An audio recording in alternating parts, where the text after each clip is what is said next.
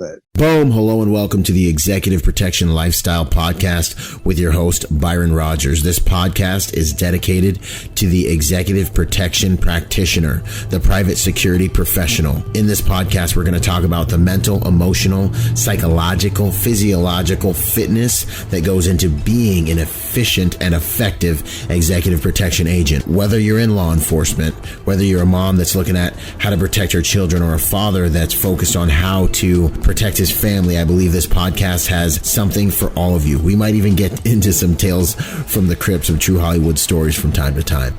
I'm doing this podcast because I feel the reality of this job is simple. If you really want to be good at executive protection, it's more than just a job. It really is a lifestyle. And those of you who've been in the game for any serious amount of time, you already know what I'm saying is true. So if that sounds interesting to you, enjoy the show. Out.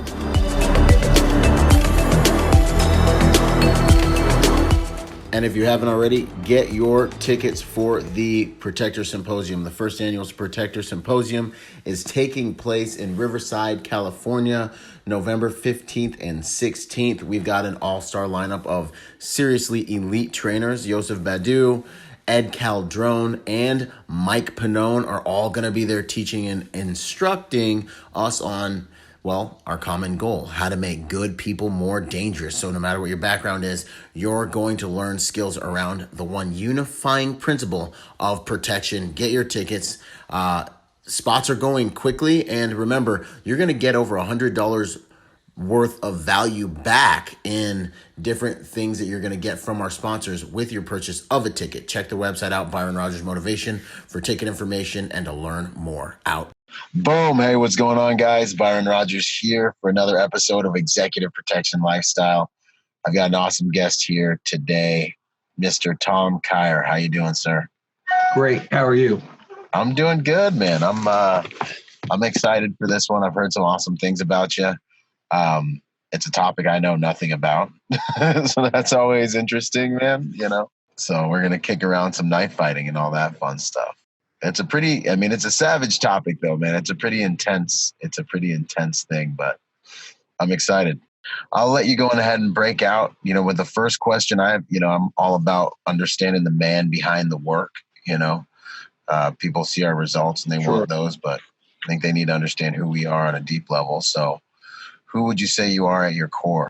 Well, I mean, it's a tough question to nail down in just a brief kind of blurb. But I look at myself as a warrior based on the warrior virtues that I would espouse to follow and constantly improve upon. So a warrior, definitely.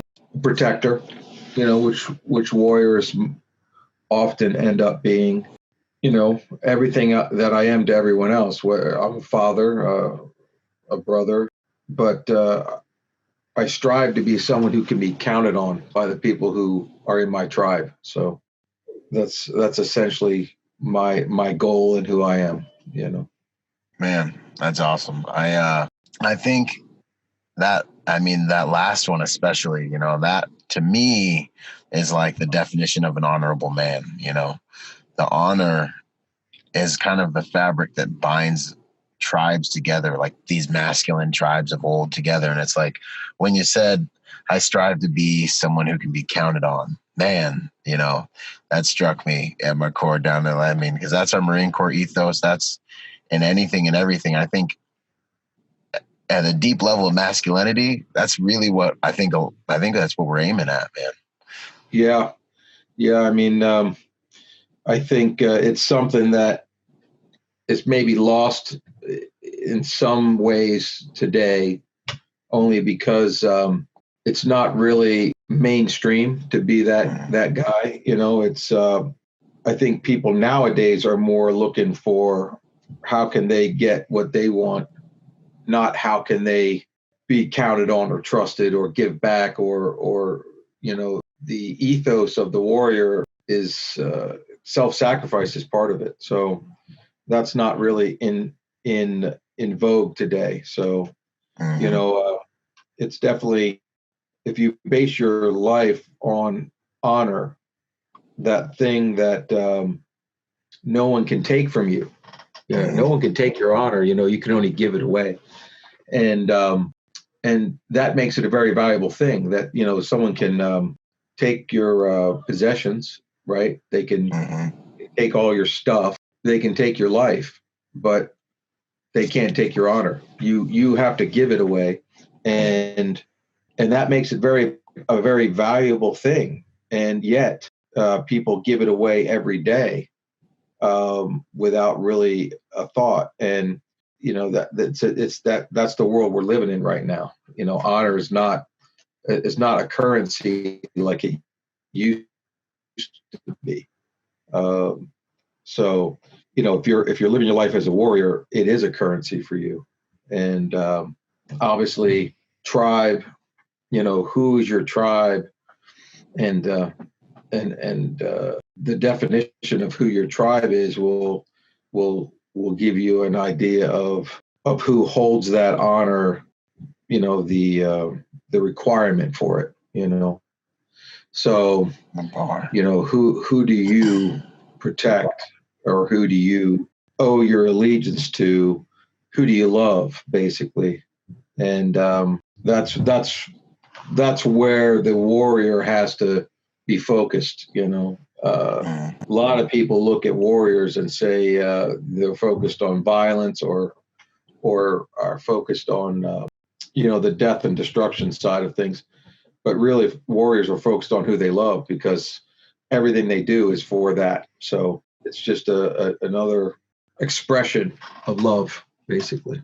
But obviously, entails violence or the struggle, that we can provide because of certain skills. But it's still our honor that we're playing with, that we're doing everything for.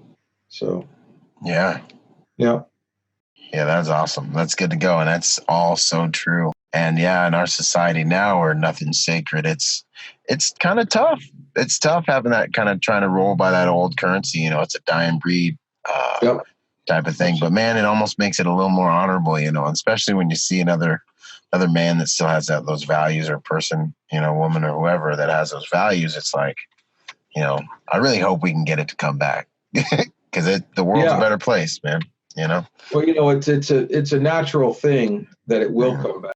There are a few stages that societies go through, and in the very beginning, every single society starts off as a might-based society. So basically, whoever's the strongest makes the rules, and pure strength is what determines who sits closest to the fire, and who gets the food, and who gets the good, shelter, and all the things that go with the very basics of life. But at a certain point, a might-based society naturally evolved into an honor-based society. So, when you have everyone fighting all the time for every scrap, people at some point say, hey, we don't have to do this anymore. Why don't we find a way to work together? And it's still based on your might to some degree, but you're not going to fight over everything. You're going to basically say, give me your word that you will do this, and I'll give you my word that I will do this.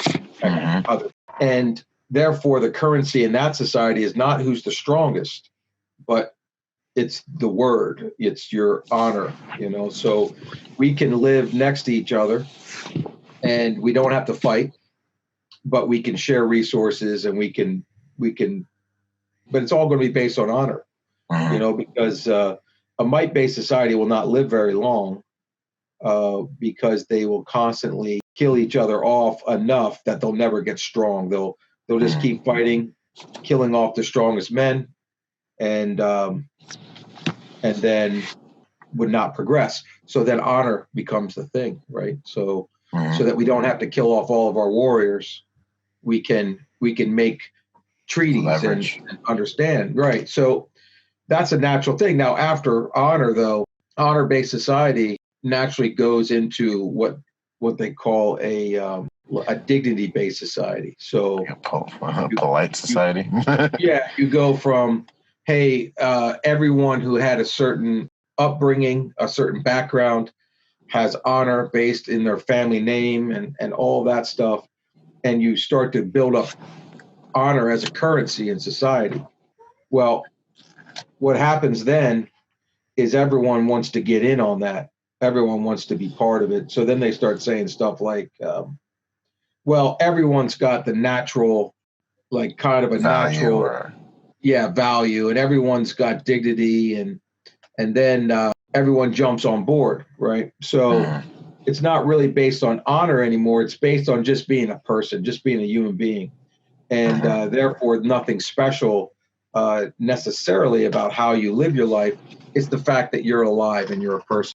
After that comes a victim-based society. So, that's how do I gain? I'm alive like everyone else, so I get the certain amount of dignity and respect as a person. But how do I get extra respect? How do I get even more currency in this society? Well, they look at people who are weaker, and they say, let's give these people a helping hand, right? And then everyone tries to find out how they can be weaker so that they can get a little extra benefit from that society. So I'm alive like everyone else, but I need even more currency in this society. So then that comes into a victim-based society, and everyone looks for how do they get victim status. And after that, society will become weakened because of that. So what happens is they start to no longer value strength, no longer value honor. It doesn't matter anymore. Everyone's got the same. And some people have a little bit more if they're weak. So then it becomes a value to be weak. And then what happens is your capacity to survive eventually becomes weak. And everything breaks down. And when everything breaks down, what happens is the strongest rise to the top, and it becomes a might-based society again. And then, and you see that in different parts of the world where warlords run the show, and there is no law, and there is no, so we'll go back to it, but it's going to be a messy, bloody time, and it's not a good thing. It's just the way the cycle works, We're in the middle of it now. We're in the middle of the beginning of the victim-based stuff now. So. Man, that's good. Yeah, no, we shall see how it works. That's a good little lesson. I know it's in the back of everyone's mind. I know all of us guys like us are just waiting. Because, in the back of your mind, you're like, this can't continue. You're all going to learn your lesson eventually. Yep, that's funny. What, so tactical background, sir? Tactical background. Well, I really, most of the training that I've had has been with Christopher Castaneda Sr., and he's dead now, but I trained with him for 30 years, and his teaching for me was a lot of combatives, a lot of edge weapon work. He's the head of SIAC Kali, SIAC Fighting Systems, and it's a blade-based art, so we did that. But we also did a lot of security work. He trained us in protection detail, and we did that for many years. I also worked with some other mentors of mine, Ralph F. Earl, who's a protection expert, executive protection guy. I worked with him for a few years and learned quite a bit as a young man with him. I've done a lot of training with firearms, a lot of training with various combatives, grappling, striking, blade work, obviously, in multiple systems. Studied under Willem de Tours in Puntal Silat, which is an Indonesian and Chinese system. Also a blade-based art. I worked for a little bit as a police officer, worked as a bouncer for many years, working security for clubs, and for other kind of venues, but mostly big clubs. And, really did a lot of work there, dealing with crowds, dealing with, real world fights, so, training in martial arts is one thing. And I boxed for a long time, wrestled for a long time, but nothing really substitutes the reality of fighting in the real world, as opposed to a sparring match or something along those lines, and or even competition, because so many possibilities for things to go sideways, and you have to constantly be tracking all that, and it eventually it does go sideways, and you learn from it if you don't get killed.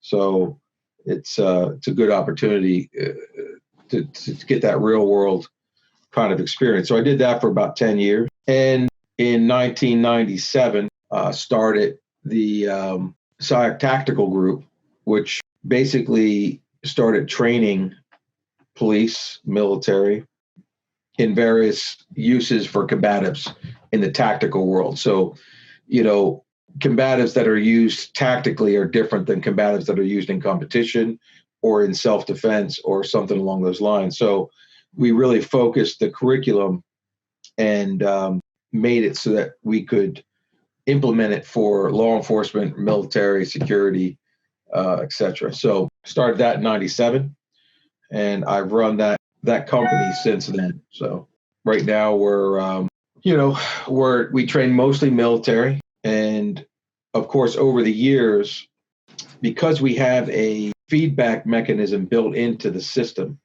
so that there's constant feedback from everyone that we train, to help the system grow organically, rather than try to just make stuff up or figure out what we want to do by some arbitrary method.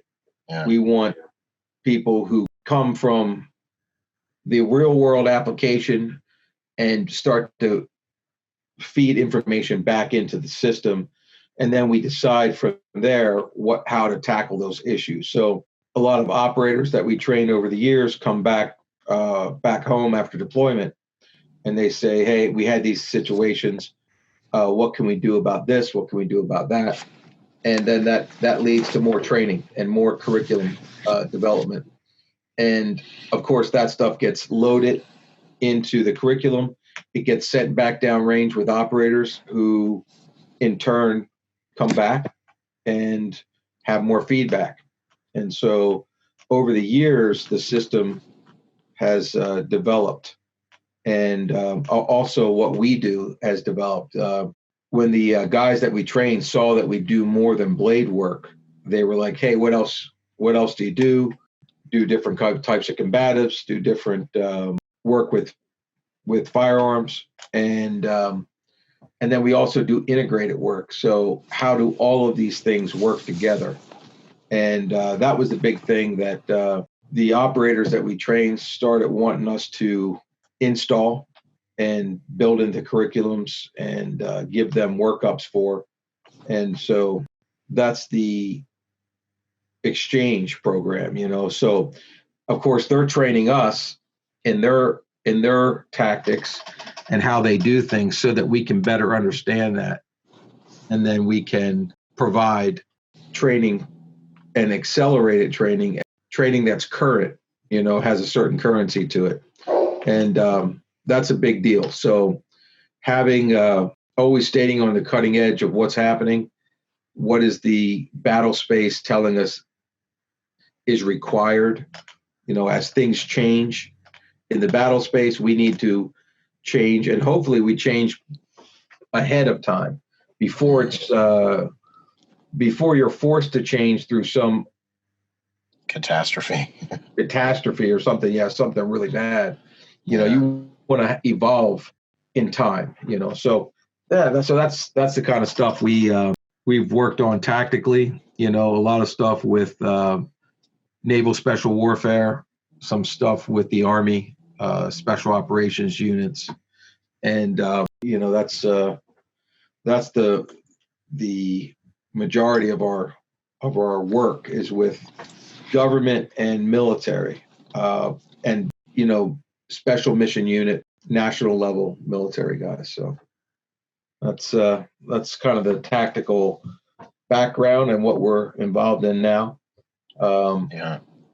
We do a lot. We still do a lot of protection work for high valued clients, but primarily we're a training company. Is what we do primarily. We do that other stuff just as kind of to stay in the game and stay current ourselves.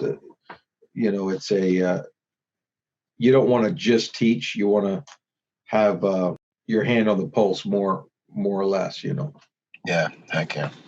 Good to go. That's awesome. And hopefully we can catch up when you come out here to Cali and I can learn some stuff, man. I've been really wanting to get into this. Yeah, we'll get together for sure. Heck yeah. And I heard a rumor. I don't know if it's true. You don't have to answer it, obviously. But were you one of the tactical advisors for the Hunted movie? The Hunted? Yeah. Yeah. We were tactical advisors on the Hunted. We also choreographed all the fights. So all the fights were choreographed by us. And we have a wing of our organization that just does movies and kind of stage and TV and movies and stuff. And so we were out there, worked on the Hunted. We worked on a couple different shows, but that after the Hunted, we kind of got recognized for the fight scenes and the blade work in the Hunted. So there was definitely a lot of interest in the blade work after the Hunted came out, for sure. Yeah, man. Yeah. That's awesome. That is a fantastic movie, man. The cool points go through the roof on that one. I'm gonna have to watch it again just because we're talking about it. So let's see here. Jump right into it. You're out and about doing your thing out here in life, and you see someone produce a knife.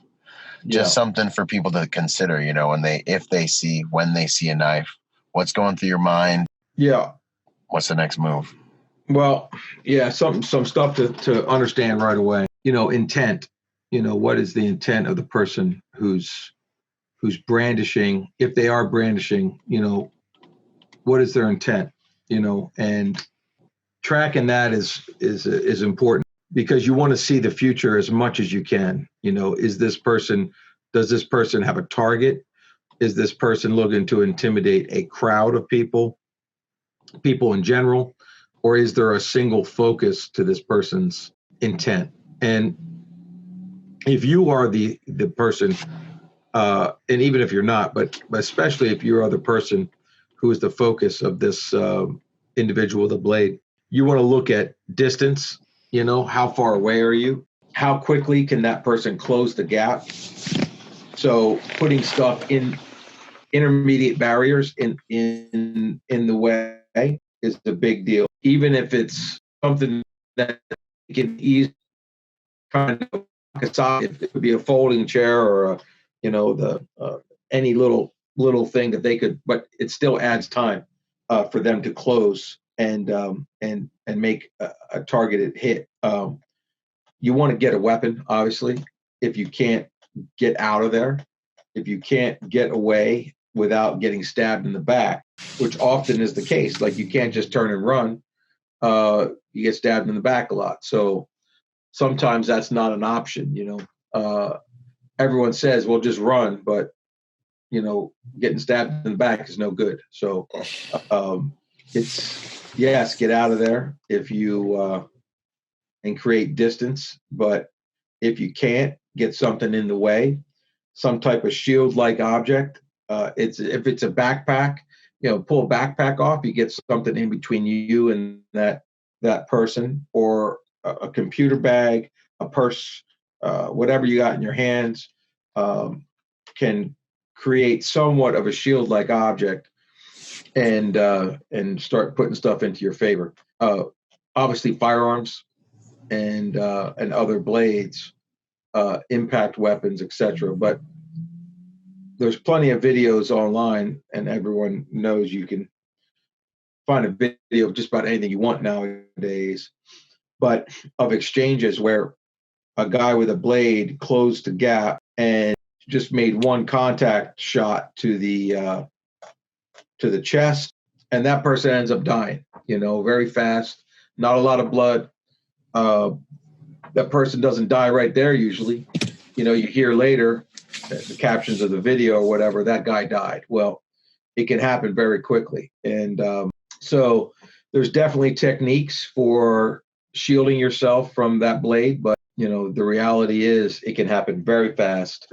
And it takes an unbelievable amount of training to effectively deal with someone kind of your same physical capability if they have a blade. Now, if they have a very limited physical capability, you can deal with it easy. But if you take two people that are about the same physical capability, one person has to be highly skilled in order to stop a guy with a blade from really doing a lot of damage. So, or empty hand versus a blade. So with another blade, probably both people are going to get hurt bad.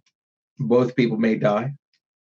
And with a firearm, of course, you got to create that distance. You got to keep that distance. Intermediate barriers, geometry, corners, all that stuff is to your, you can use to your favor to keep that person from closing. But it's more serious than some people believe. I see people in situations where a blade comes out and it's being brandished, and they're not really making a big move. They're not. Yeah. They don't seem really to care too much that this person is waving a blade around, and that's a very dangerous way to be. Take it serious. Understand that you are moments away from being killed potentially, and take it with that amount of seriousness. I don't really go too many places unarmed, even though I know how to fight empty hand, and I've trained for years to deal with blades, striking, grappling, all that stuff. Yes, but I will not, like, if a guy pulls a knife on me and I'm going to draw my gun, I'm going to shoot him. Yeah. And I don't have any kind of fantasy like, oh, well, I've trained to deal with this, so I'll handle it, some other way. That's not a way to be. I've been doing this for 30 years, and if I tell you that you need to do it, you probably need to do it. I think there are some people out there that think that they have the skill to kind of take blades off of people, and that's a very dangerous idea that you're going to do that. So that's just my take on it. When someone produces a blade, understand their intent, look to put something in between you, make it harder for him to get to you, get a weapon, and continue to get space. Here's something that you can say to yourself at any time during any fight, during any situation, and it's better weapon, better position. Just say, I want a better weapon and better position, and say that to yourself over and over like a mantra. And you can say it in any situation. You could say it right now, better weapon, better position. And the reality is you don't need a better weapon or better position. Like, you have the best weapon and best position right now. You're sitting here in your car, you got the best weapon and best position. But now some things change. Someone approaches, a threat emerges. You should say to yourself, better weapon, better position. And when you have moved to the very best position with the best weapon, then you can stop. But other than that, better weapon, better position. So as just a simple thing to kind of talk about, or say, hey, give me one quick concept on facing a guy with a blade. Better weapon, better position. You have to know what that weapon is, and you have to know what that position is. But it gets your mind open. Yeah, but it just gets you kind of like, say that mantra to yourself: I need a better weapon and better position. And it doesn't matter. Like, even if you end up, suppose you end up drawing your pistol and shooting that guy. Well, you can still say better weapon, better position. He goes down, he's down, you've shot him. Better Yeah. weapon, better position. You know, a better weapon may be a gun that's doesn't have half a mag in it. So better weapon, better position. I gas up the gun. Okay. Now I have a full gun rather than half a mag in my gun. All right. Better weapon, better position. Do I want to be standing out here in the middle of the street? Nope. So I'm going to move somewhere else. Hey, police are going to show up. Police are going to show up to a violent confrontation, and I have a gun in my hand. Probably not the best way to be standing when the cops show up. So better weapon is not having a pistol in my hand when the cops show up. So the better weapon would be having empty hands. So you switch to a better weapon, better position, you know, and you just say that to yourself all the time, and you'll be good. You'll be going down the right path as long as you know what the better position is, and as long as you know what the better weapon is. That's the key. So solid. That's good to go. Better weapon, better position. Fine. It's like kind of like when you're doing private security and you're like, fine. I'm always thinking like, what's the next move? What's going next? Where are we going next? That's right. From here, That's you know, right. which doorway? Where do I want to be? Better weapon, better position. I like that. So in terms of mindset, kind of going to the combat mindset, would you say that a knife fighting mindset is any different from your normal combat mindset? What would be some considerations there? Yeah, I don't think it's really any different, except for in a blade fight, a fight that has blades involved. The consequences are very extreme, and the time is compressed. So things are happening very, very fast, much faster than we can kind of track in our normal mental process. So you have to install all of your responses on a muscle memory level, a reflexive response level. So your correct response or conditioned response, the speed of that is not enough. You need reflexive speed. So what you want to do is think about installing all the proper movement and stuff like that through hours and hours of training. Well, the mindset, leads us to understand that that's a necessity. Understanding the reality of a blade confrontation, extreme high consequences, and extremely fast unfolding events. Like, for instance, a striking confrontation. So you're in a punching kind of match with someone. It's slower than a knife fight because in order to punch someone effectively, you need to develop some power. You can't just like a slap fight. In a slap fight, hands are faster than in a fight where you're going to try to like knock somebody out. Haymakers and like knock someone out. Right. So like the speed of a slap fight, but the slap fight doesn't have a lot of consequences because people don't hit that hard. Yeah. So you think about a slap fight with a sharp piece of metal in your hand. That is the speed. So the thing is, it happens even faster than a fist fight. But the consequences, of course, are much steeper, higher than a fist fight. Yeah. So grappling matches are slower yet, and the consequences are not usually nearly as great. Gunfights, obviously, very fast, but you have to produce the weapon, and it's not as fast as getting a blade in your hand, and certainly, but once the weapon's out, things are moving real fast, and there's great distance, that you can cover in this fight. So, understanding the dynamics of each one of these types of fights changes a little bit the mindset that you have when you deal with it.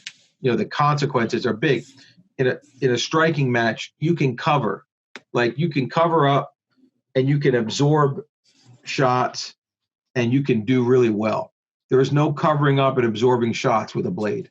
Like, you're not just going to take one, so all those things change the mindset that you have to have when you step into that type of fight. So, so those things do change, but the basic understanding of mindset on the universal level does not change.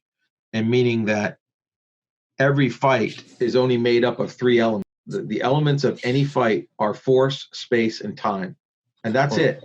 There are no other elements involved in a fight or a confrontation of any sort. It's all force, space, and time. Now, how do they play out for you? Because in order to win a confrontation, you need to control two of those elements, those basic elements. So you need to control force and time, or force and space, or space and time. One of those combinations. Now, if you can control all three, then it's easy day. It's an easy day. It's not even a fight. You won't even break a sweat. If you only control one, you are going to lose. So you could have a lot of force, but time and space are not in your control. So the other guy goes first, and he moves in to a range where he can do damage. He goes first, and then he can move out of that range. And you could have your gun still in your holster. You could have a lot of force. You could have you could be real strong and all kinds of training, and a crusher, just a crusher. If you got a chance to go, you would do great things, but time and space were on his side. And you can do it, any number of combinations. You could say, I'm not going to go first. I can't go first. I lose time. So that guy has time, but I've got force and space. So he goes first, but I move away, right? And I move outside the range that he can effectively finish me off. And then I get force online, and I move back into range. And even though I've gone second, it's like the guy who takes a swing at you. He gets to go first, but your mobility takes it so that you can slip and dodge and fade away and get your gun out or get your blade out, or you can get force online. So you get force and space, then you can crush him. If you have force and time, you can crush him. If you have time and space, you can crush him. But you have to have two. So that's the basic understanding of conflict on the universals. That doesn't change for anything. It's the type of force you have. So now you have edge weapons. That's a certain type of force. And so that changes it somewhat. But the universals don't change. You still need to have force of some sort. You still need to control time, which means going first. And you still need to control space, which is mobility, the ability to deny space to someone else, and the ability to use space. So that's all there is in fighting, in any kind of conflict. Wow. In fact, even if you're playing a game of chess, there's only force, space, and time. And so if you're playing a game of chess, you need to control two of those to win. You need to have space to move your pieces and freedom of movement. You need to have your pieces online so that they are angling and effectively using their force, their pressure on the enemy. And you have to have tempo. In chess, they call it tempo, which is I'm moving, that other person is responding to my movement. He's not making his own move. He can't make his own move yet because he's got to fix whatever I attack. He can't just go do what he wants. Now he's got to respond to my force. You're in his OODA loop. Yes, right. That's exactly right. So you know what I'm saying? That's it. And understanding OODA loop, another key thing, those universals don't change. OODA loop doesn't change. Force, space, and time don't change. But the way we use the force, the type of force, does have unique elements to it. And some force counters other force better, like a ranged attack does well against a blade, because a blade is a contact weapon. So, the type of force you choose to bring online is got to be appropriate, to win.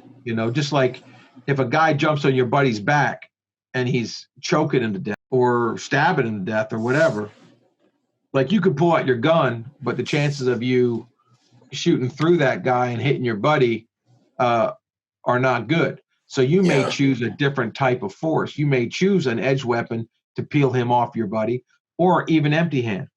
So it's like the appropriate force is what needs to be looked at as well. So, so that's how the mindset changes. When we deal with edge weapons, it's really what are the dynamics of this type of weapon and how does that affect it? But the universals are still the same and always are. Yeah, force, space, and time. That's the first time I've heard that, man. Like my mind, I'm thinking about it, and it's definitely true. Those are the factors that we're juggling and managing as that event unfolds. Constantly managing that. And if you lose one, you try to gain another. Like sometimes you lose force. Well, then you gain space and you get out of there. You break contact. Or, you gain time. Like if you don't have the force, you got to go first. If you let him go first with his force, he's going to have time and force, and that's no good. So you got to go first. So anyway, those universals always are going to be there, but the specifics of the use of force definitely changes somewhat with blades, and just like it does with pistols and empty hands and grappling. Everything's got its nuance, and you gotta understand it. So yeah. What would you say about what would be the hardest lessons you've learned during blade work or any real world situations you've been in terms of dealing with my own kind of bias and my own bad habits, like my overconfidence as a younger guy was one of the big things I had to learn to deal with. I thought that I could do more than I could do. So I wouldn't do whatever job I was given in any situation.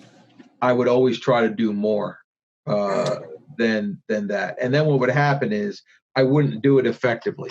I wouldn't do my job effectively, and I wouldn't do the job I was trying to also do on top of it effectively. It was like a lesson I had to learn of like, hey, just do your job. Stop worrying about other people's jobs. And overestimating my own ability and really underestimating other people's abilities, was kind of an arrogance or a, something along those lines that really needed to be checked. And, it was one of the toughest things for me. It had to constantly be shown to me over and over again before I even believed that's something I did. Yeah. And, it's just kind of being young and being full of fire and ready to go do stuff, but realizing that, you can't do everything. And the reality of things, you get friends killed or bad shit happens, and then you're like, dang, you realize it may be arrogance that causes that kind of stuff. And it's a tough thing to learn, but that was the thing for me, I think, is just understanding my limitations. Okay, yeah, no, that's you a learn deep that one, when you get older. Yeah, you will learn. Learn. That's the thing. So that's the kind of thing that had to happen for me. But it was, I'm definitely, as an older guy, I'm definitely less capable than I used to be, but I'm a lot smarter than I used to be. So right. Luckily that's how it usually works. If it doesn't work that way, then you're dealing with people who are basically useless, Yeah. If they're just as dumb as they were when they were 25, but now they're 55, we can't really use you. Yeah, right. We can't help you. Can't fix stupid. I can't help you. You gotta go work somewhere else. Yeah. Yeah. What would you say about, because everyone's carrying knives, Yeah. What would you say about knife placement and knife selection? I would really, one thing I have to are you an appendix guy or how we talk about guns, I am definitely, one thing that has to be understood is that folding knives are not be counted on to come out very fast. Okay. So in a real conflict, a combat situation, if you want to quick draw a blade, you don't want to have a folder. Folders do not quick draw. Folders are weaker physically. They break easier. Um, so I'm a fixed blade kind of guy. I like fixed blades, not necessarily big fixed blades, but I like blades that are fixed. Um, I may carry a folder as a utility blade or Mhm. something I'm going to use to work with. But if I want a blade that I'm going to use as a weapon, then I'm going to have a fixed blade. And my very first blade that I put on me is always going to be opposite my pistol. So if I carry my pistol on the right side, I'm going to have a blade on the left side. Okay. And that pistol can be drawn with one hand, the blade can be drawn with one hand, and I can have that, I can use them in conjunction with each other. So if someone's trying to grab your pistol out of your hand, it is extremely hard to get someone's pistol out of their hand if they have a blade in the other hand. Like Right. it's like you're not doing it. Good luck. And, It's going to cost you. it's going to cost you big time. Right. So the thing is, we always want to look to support our pistol with our blade. There's no better tool for supporting a firearm than a blade, because the main thing that people will do is try to take that weapon off of you, and the blade is a weapon retention tool. So that's a big thing of having that blade so it can support. But I recommend that you have blades on both sides that can be reached with either hand, because the position that you're in may require that. And also, if I have to hand a blade off to someone, I don't want to just have one on me and give them my only blade. So I'll always have multiple blades on me, if for nothing else than to give a blade to someone who needs it for some task that they're they're cutting somebody out of a car or doing something where they don't have a blade on them for some reason. And I'll talk to them later about that. But I give them my blade, like, hey, take care of your business. You should have your own blade on you. Here's mine. Here's one of mine. Yeah. But there's a lot of situations where, mostly grappling situations, where if you could, you'd shoot this guy, but you're in a wrestling match with him and you don't have a gun or you can't get your gun out. Being able to access a blade in that situation is very powerful. It's like immediate Brazilian Jiu-Jitsu black belt as soon as you put a blade in you. You're right. Black Force belt. multiplier, instant. Yeah. So trump card. Yeah. So, for those purposes, definitely I like having blades accessible with either hand. Okay.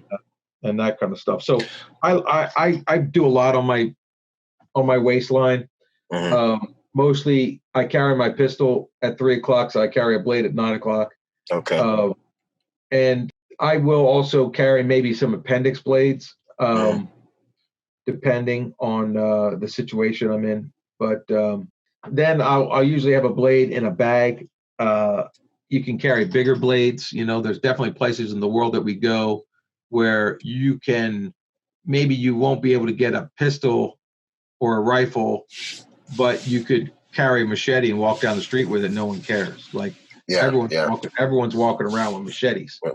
Yeah. So the thing is, it's like, well, go get a machete. But if you go to that country and you can't carry a pistol and you're a gun guy, yeah, you can go get a machete, except you don't know what to do with it.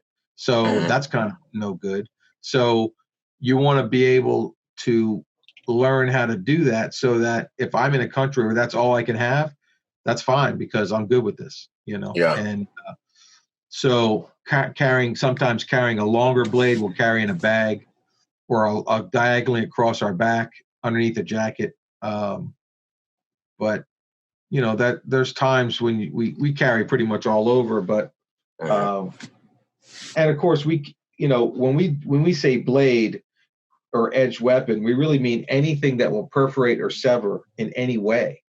So I'll carry toothpicks stuck in my pocket, a needle, ballpoint pen, anything that will perforate or sever in any way. So there's times when a ballpoint pen may be the best stabbing tool I can even have where I am. And so I'll make sure I have a bunch of them, So when we say edge weapon, it's a pretty broad group of things, Heck yeah. Yeah. Okay. Yeah, no, I like that. the considerations. Make sure it can support your firearm. Make sure you can get to it with both hands. Folders are slow. They're more utility blade types of blades. Fixed blades are more going to be your combat blades. Yeah. Because I had a guy showing me some stuff once, and I remember you're just not going to get to that fixed blade, especially if you're meat on meat, getting physical with somebody. It's real tough. You're going to have a lot of force over them, maybe, to pull that off. And that's why you have to train more than just one thing, Mm-hmm.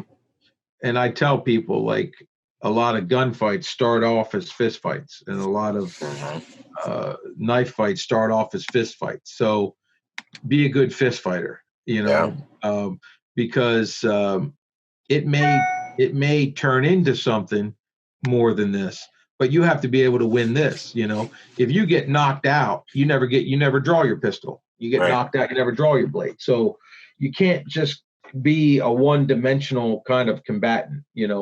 We need to integrate all of our skills. We need to, first of all, have those skills, and then we need to integrate them. So if you're doing jujitsu on Tuesday and boxing on Wednesday, and then you go to the range every Thursday, whatever that is, you're training all these things separately.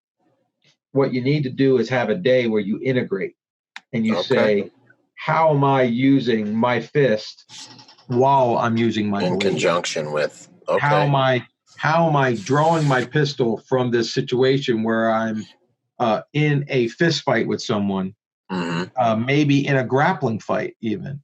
And now more people are being introduced to this fight, emerging threats. Now I have to transition while I'm rolling around on the ground. How am I transitioning and getting my pistol into this fight?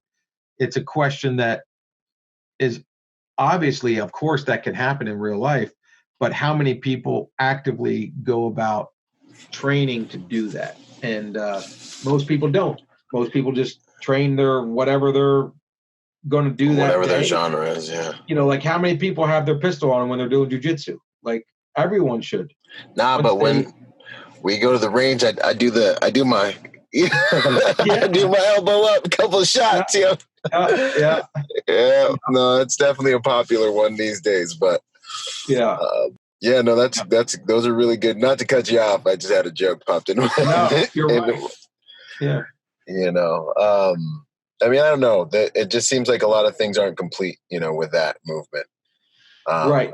So I don't see that being enough to get you the clearance you need to do what you need to do, really. Not everything. Yeah, it's going to be more than that. But everyone's got to start off somewhere. Yeah. And so, true. We'll definitely do classes where, we'll just do basic pistol work, or we start doing pistol dynamics, which is how do you move with a pistol in your hand? How do you get off the X? How do you brake hard, right, left? How do you dynamically change your position with a pistol and be effective? And then, so after pistol dynamics, we do integrated combatives. And, combatives. And that's where we are. That's where hitting pads. We bring tie pads out to the range. Awesome. And you're going to be hitting pads and transitioning to other weapons, whether it's a blade or a pistol, or your pistol, your dynamics. So you're moving, shooting, striking, grappling, all that stuff has got to be looked at how we do that together, because on the day, you may end up doing that.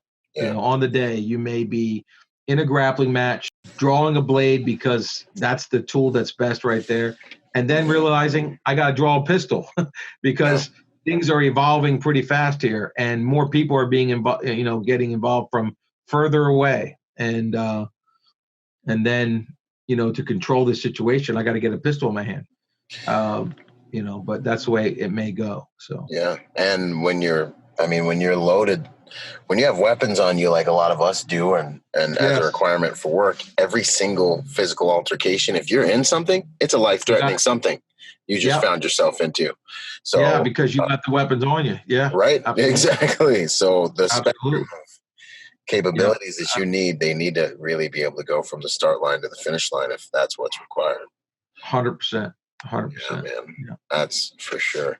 What do you think some of the greatest assumptions about knife fighting are that we could possibly dispel a little bit here?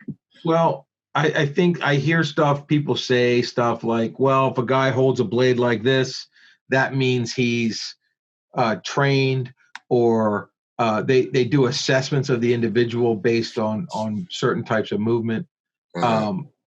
That's not true. And, kind of like they'll listen to stuff like, say, the 21-foot rule, right? The Tooler rule. So, that was something that was determined as a rule of thumb for how far away someone can be from you and still be dangerous. But, that's not written in stone. Someone could be further away and still be dangerous. Right. So like kind of just like basing things on just like some theories. Yeah, like some catchy phrases, or something like there's got to be logic behind it, and you have to understand the logic behind it before you make it part of your understanding of what to do or what not to do. You don't want to just start repeating things or listening to things that you don't understand, because there's usually more to it than meets the eye. So so some of the things is getting people to understand how dangerous edge weapons really are is something I would want to dispel the myths of just the people who think that they're not that dangerous, and really other things are like, hey, if you use a knife, then you're obviously a bad guy. Like that myth, I would like to, that's something I would like people to change their understanding on. It's a weapon just like anything else, and it can be something. I remember years ago when we were training cops back in the 90s. You couldn't get any cops carry blades because bad guys carry blades. Not good guys. Really, and that's interesting. And even cops that had blades on them, it was not legal. The department did not allow it. They carried them secretly, and because the department didn't want to have cops with blades on them. Meanwhile, almost every cop had a blade on them. Yeah. So we in the last few years, I think it was maybe 5 or 6 years ago, we got our training into the Cleat Academy in Oklahoma. So every cop going through a police academy in Oklahoma gets trained by in our system. So awesome. Yeah. So we're making inroads in some of the law enforcement areas, and they're starting to dispel some of those myths of like that. But it's a slow process. But also the idea that you're going to be able to see the blade deployed. In most cases, blades are not seen first, right? Yeah. Like there are times when people will brandish with a blade, for sure. But there's a lot of times when people will secretly hide a blade until it's in you. And, that's, you have, when someone wants to come forward, when someone wants to approach you and hit you, you've got to understand that there may be a blade involved and you just don't see it. And a lot of people who lived through a stabbing say, I thought the guy was punching me. And then I couldn't breathe anymore, and or I felt wetness on my shirt and I realized that I was stabbed, not punched, because it doesn't feel any different, So, so it's an important thing to understand. Not a lot of people do, but yeah. Yeah. Wow. Yeah, no, that's and I mean, that makes sense. We've had times where we, in Iraq, where you get back in the Humvee and you realize someone's been shot, Yes. And it's like, oh, okay, well, we got to deal with this. And they're like looking at you like, oh, Yep. So that makes perfect sense. Yeah. Is there like a big mistake you see people make in kind of beginners classes when it comes to like knife fighting? I think everyone kind of is very rigid and very stiff, and of course, you don't just make that magically go away by telling them that they're too rigid or too stiff, or they have to train to get it to go away. But that's a very common thing to see, and it it the speed that we're dealing with the blade requires someone to be fluid and requires someone not to be stiff, and so that's something that needs to be learned and learned through repetition. But that's a big thing. People don't target enough on the other side of things. So if you're using an edge weapon, you need to really specifically target, and that of course has to be taught also through repetition. But all the training, really the training is looking to get rid of all these things. These are the things that we focus on because they are very common. But and then the new issue is, once they've trained a little bit, you got to remind them that they should never count on this as their first defense, like realistic survival skill, like don't dominate. Just because you've learned some stuff, don't respect it. Don't go out and try to be the man. Force a situation, or if you see a guy with a knife, like, don't step up like, I know what to do here. It's ego management, Yeah, ego management, definitely. That's a good way to put it. That's a good way to put it, for sure. Most men can survive adversity, but if you want to see someone's real character, you give them power. That's right. Be the deal, man. That's so true. So are there any systems out there that you would kind of steer guys towards or away from, in terms of, if someone's like wanting to get into learning knife fighting? Yeah, I would look. There's a lot of Filipino systems that are good. Mm-hmm. There's some Indonesian systems that are good. I would really look for those systems, and look for systems that are based in kind of a tactical mindset rather than there are systems that are ancient systems, like traditional systems. Mm. There are modern systems that are more tactical, and they fit closer to what's going on. But there's some Filipino systems out there that are very good. Saya Kali, of course, the system that I've trained in, and I've looked at systems over the years, and I haven't seen any systems that are equal to us in the logic and the practicality of what we do. But other systems that are good, Atienza Kali is another Filipino system, and it's a terrific system, and it's one of the best long blade systems I've ever seen. An amazing martial art. On the West Coast, Bahala Na is another system. Yep. Grandmaster Kirk McCune. And that's a traditional Filipino system, and very, very good system. And there's a lot of systems around like that. Practical kind of use of different weapons. Now, some of them kind of go towards impact weapons or sticks. Okay. Some of them do less blade work or more blade work. The systems that I would stay away from would be like, there aren't a lot of systems that I think are bad, except they're really abused systems like Sistema. I would stay away from, only because the people who are promoting it are kind of giving people an idea that they can do things that they can't do.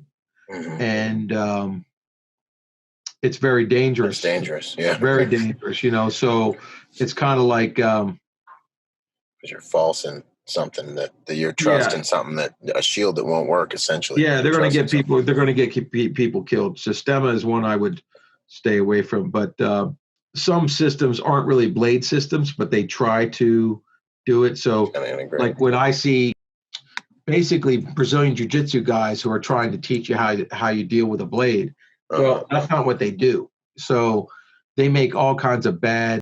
There's a lot of bad technique. They should just stay in their lane and do what they specialize in and what they're great.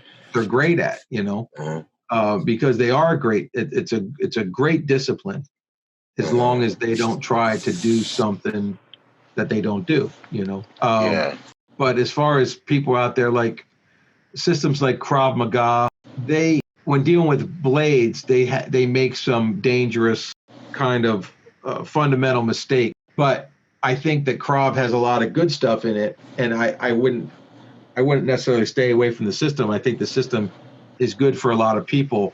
It's just, when you really talk about blade work, you gotta go to people who really specialize in blade work, and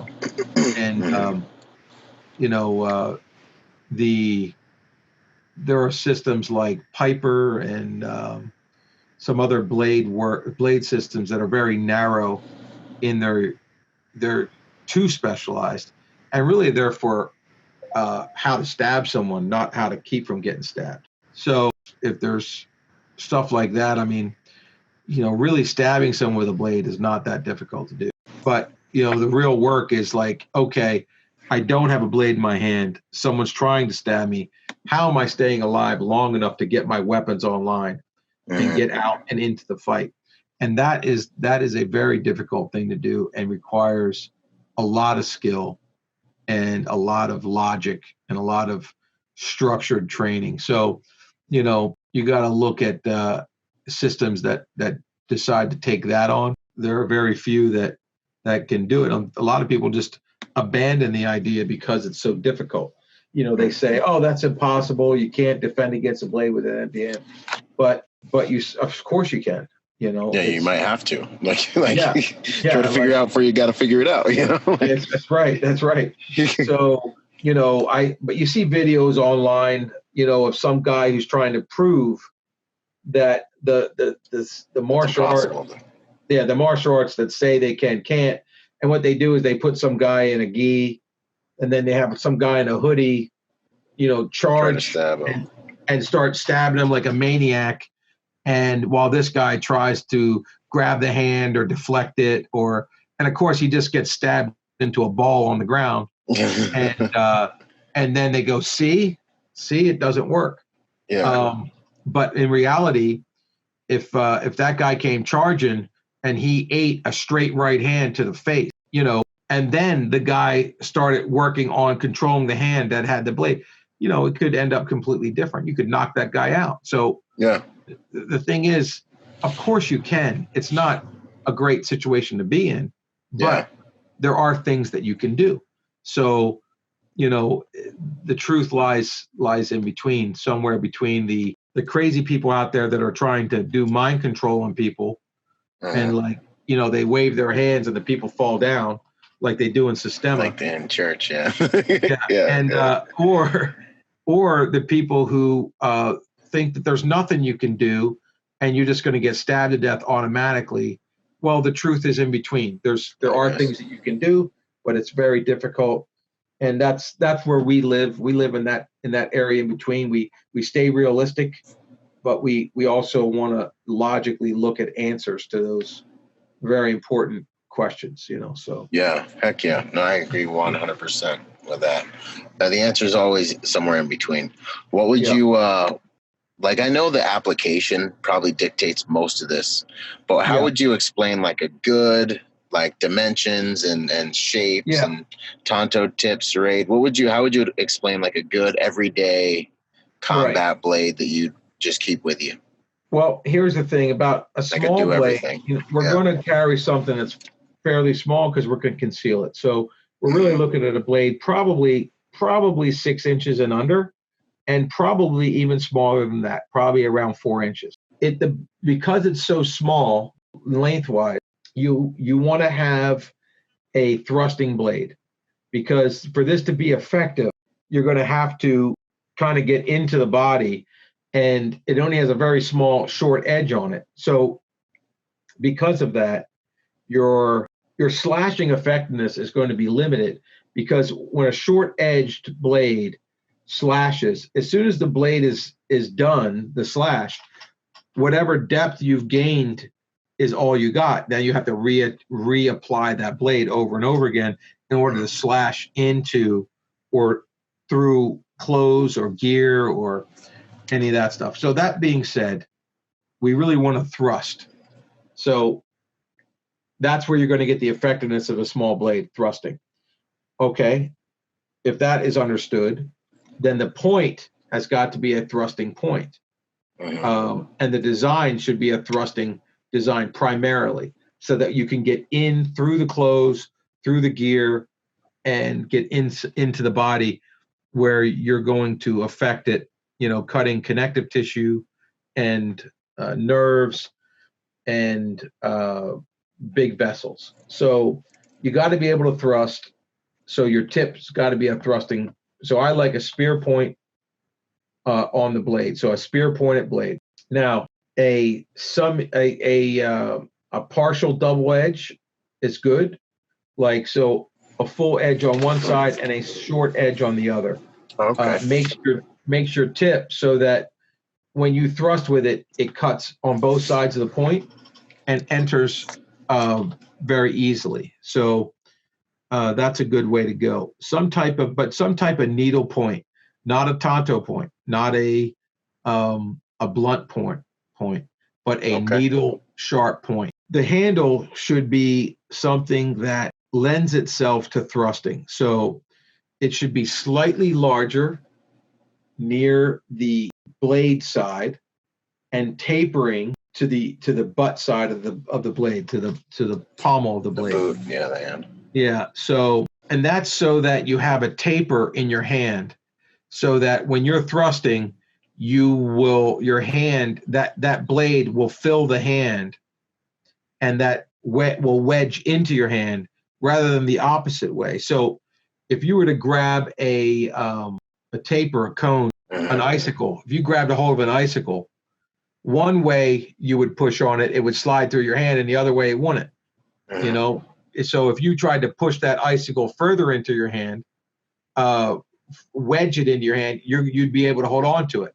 But if you wanted to push it the other way, your hand would slide down it, right? So when you look at the handle of a blade, it should have some type of taper on it, which allows you to thrust with that blade and your hand not ride up onto the blade. So the handle should be slightly larger or taper as it gets towards the guard of the blade. Okay. And so you start to look at blades with that type of handle and not the opposite. There are blades out there with the opposite handle, and when you start to thrust with them, you will almost ensure that you'll ride that blade and you'll cut yourself. So that's something that's pretty important. A good carry mechanism, a good way to adhere it to your belt, something you can move around. I like metal clips that are spring clips, and you can unclip them and take them off your belt, put them on your belt, move it around your belt however you want. So some type of metal clip. And a sheathing system, I prefer Kydex. Yeah. Because obviously it wears well. It's thin, and right now, I mean, the blades out there that I see that are really good blades are blades from Headhunter knives. Headhunter, yeah, and that's in Texas. Harley Elmore is the guy who does that. Who runs Headhunter blades, and the Atienza Kali guys make blades very good. Amtac, which is American Tactical Shooting. American Tactical make blades. It's called Amtac, and they have a blade called the Northman, which is a really good little blade I carry on me all the time. So there's a couple places out there that make good blades, but they're not that common.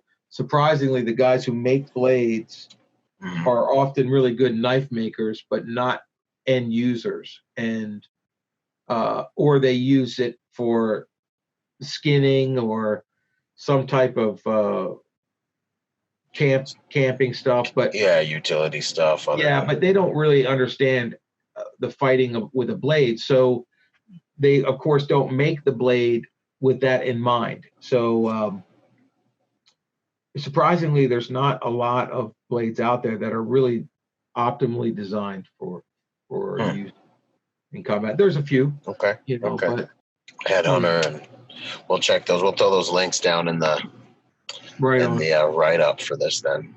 Yeah. Good to go.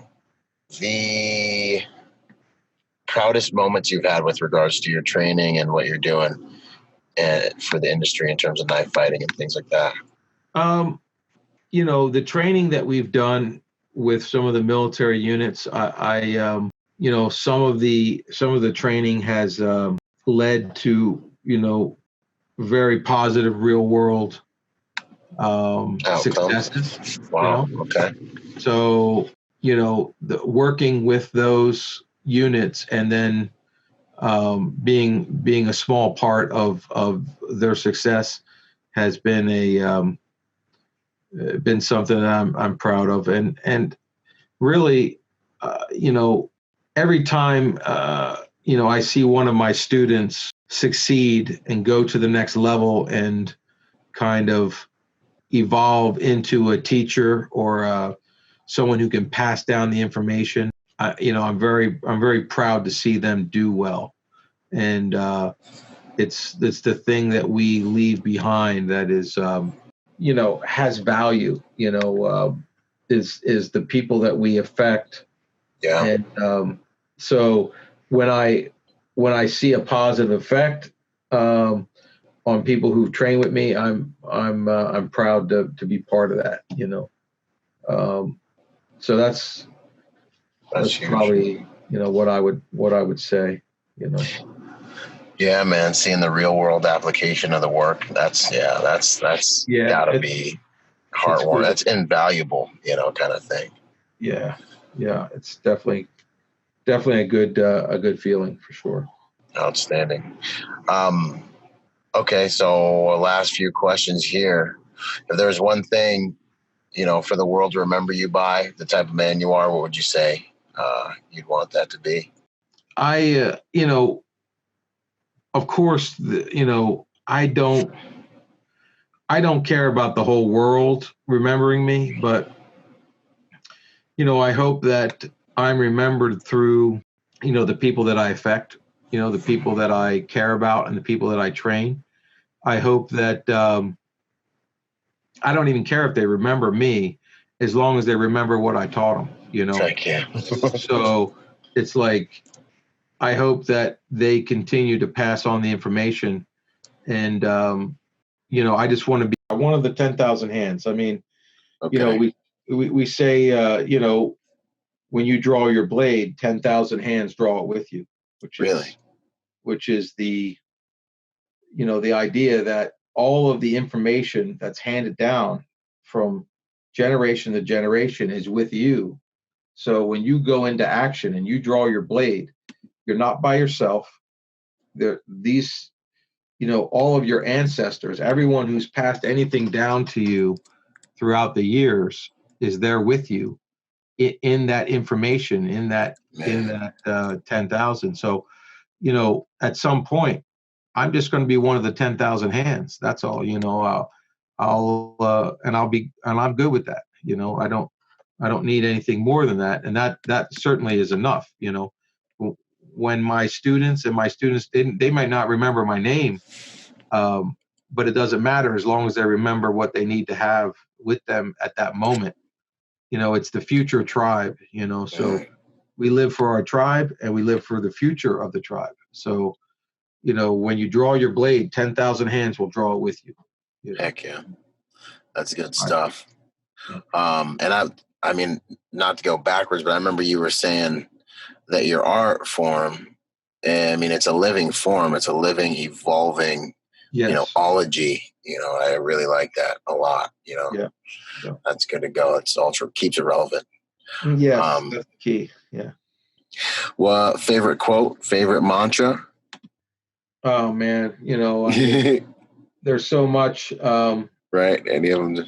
There's so many quotes. I'm big into quotes, so okay. As kind of a caption of like how people, kind of encapsulate a bigger idea. But I don't know if I have one right up the top. It'll come, yeah. They always come to you right afterwards or something like that, Yeah. What would you? Is there a ritual, or we can come back to that one once it pops in your head after I ask you another? What is there like a ritual or a habit in your life that you'd like to pass on that you believe makes you a better person or better at combat or better at knife fighting, anything like that? Yeah, I mean, looking to incrementally improve yourself. So, a lot of people look for big improvements. They want a big payoff. Yeah. But, incremental improvement, like we have something that we talk about in the system, which is your 24-hour clone. And the idea is this: what if every midnight you had to fight to the death with your clone, your exact clone from 24 hours ago?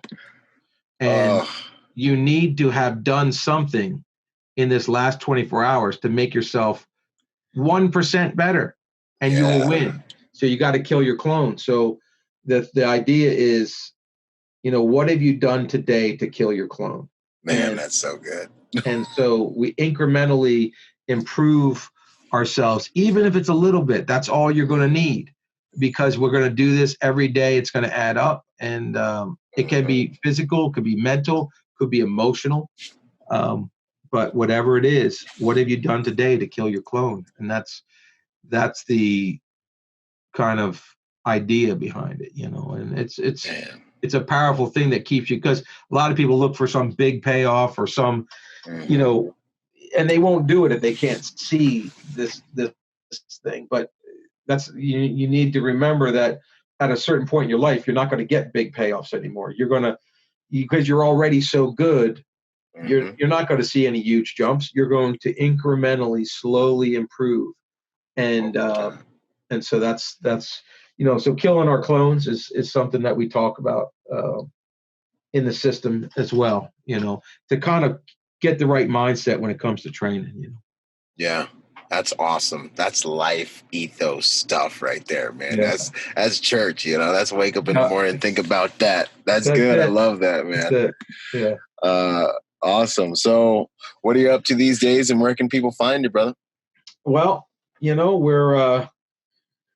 I'm running STG, SIAC Tactical Group, and we are doing a lot of training for the military and the government, and we are really turning and burning with that stuff. Very very busy, but you can check out SIAC.com, SAYOC.com, and that's the website for the system, and that's our public civilian system of martial arts, and that's a big thing, big part of what I'm doing every day. The SIAC Tactical Group stuff, obviously, we spend a lot of time behind the scenes and working with people who you can't say who they are, but we do a lot of public stuff through SIAC.com and through the system there. So that would be the way you would hook up with us and find us. Okay, good to go.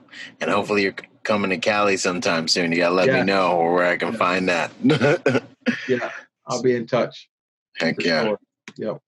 Good to go. Well, man, that I appreciate your time, Tom. Your wealth of knowledge, wisdom. You got a lot of depth, man. I can tell we're just like scratching the surface, Well, it's good. Thanks. I appreciate you having me on.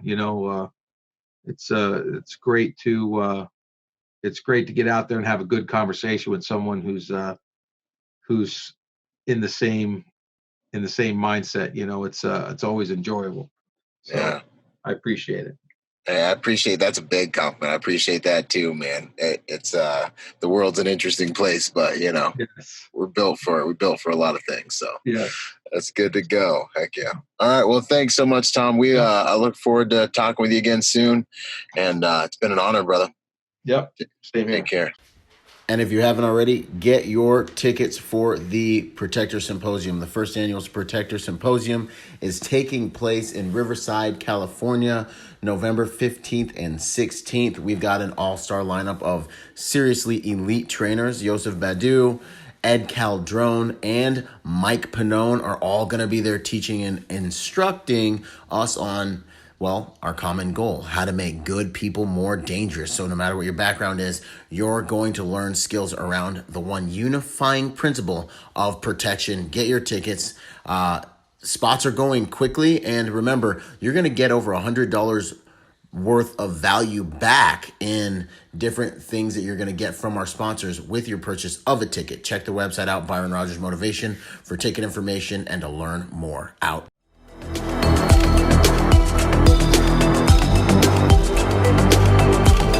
Boom. And to support this podcast, go to executiveprotectionlifestyle.com and contribute to our Patreon account. That Patreon account is what helps me make this podcast possible, contributing to this brand, what we're doing here, making it so that I can bring better guests on, making it so that we can plan more events and just expand the contribution to the private security industry, and also to making America a safer place by teaching people how to protect themselves and the mindset behind that, the lifestyle behind that. You guys are already killing it. $1 a month, $5 a month, $10 a month, $20 a month, whatever you can do that you know you would probably just lose in the mattress anyway or spend on McDonald's. Hey, you want to put it towards something that's going to good use, put it towards a podcast, and get involved in our Patreon account at executiveprotectionlifestyle.com. And if you want to find me, that's byronrodgersmotivation.com. Do whatever you can, contribute whatever you can to that Patreon account, because it makes all of these things possible, ladies and gentlemen. So much love. Thank you, and thank you for making those contributions. You guys rock. We're already doing amazing there, and it's just because of you guys. So thanks once again for those contributions. Boom. I hope you guys enjoyed that episode of Executive Protection Lifestyle Podcast. This whole entire thing actually just started off as a Facebook group that blew up and is one of the fastest growing, if not the fastest growing, executive protection Facebook group online. So if you haven't joined the Facebook group, join the Facebook group.